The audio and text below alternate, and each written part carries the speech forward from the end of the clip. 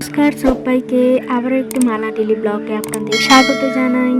সকাল সকাল উঠে যা হয় প্রত্যেক দিন, তো সকালের ব্রেকফাস্টে মা করেছিল লুচি আর আলু সয়াবিন কষা।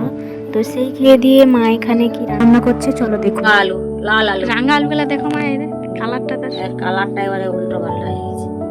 কে যেন খেয়ে নিয়েছে টুকটুকি। কাকলির আলু। এই আলুটা কি ভালো হবে না। এটা মা, কি হবে এটা বলো? আজকে অম্বল, টক বলি, টক টক টক। এটা অম্বল হবে আজকে টমেটো দিয়ে। তারপর মা আলুগুলো ছাড়িয়ে গোল গোল করে কেটে নিয়েছিল। নেওয়ার পর এইদিকে কড়াইতে প্রথমে দিয়ে দিল সর্ষের তেল, তারপর দিয়ে দিল 5 ফোড়ন, শুকনো লঙ্কা,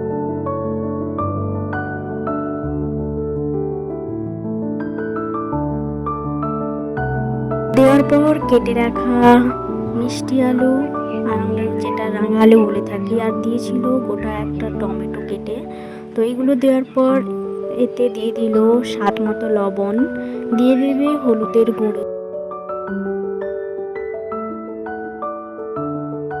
তারপরে দিয়ে দিবে লঙ্কার গুঁড়ো। দেওয়ার পর এটাকে ভালো করে একটু কষিয়ে নিতে হবে। হালকা কষিয়ে নেওয়ার পর দিয়ে দেবে জল, যাতে এটা সেদ্ধ হয়ে যায় ভালোভাবে। সবসময় তো আমরা মাছের টক, বিভিন্ন রকমের মাছের টক করেই থাকি নিরামিষ, মানে কিছু না দিয়ে। এইভাবে একবার মিষ্টি আলু, যেটা রাঙা আলু, ওইভাবে একবার টক করে খাবেন, সত্যি সুন্দর লাগে। আর এখানে মা দিয়ে দিয়েছিল মশলা বড়ি, তো মশলা বড়িটা তেলে ভেজে তারপর এখানে দিয়ে দিয়েছিল।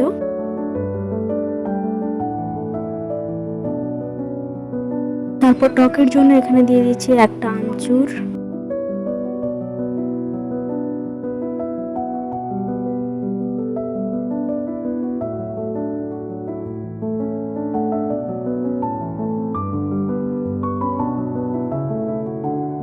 তারপরে এতে দিয়ে দেবে স্বাদের জন্য কিছুটা চিনি।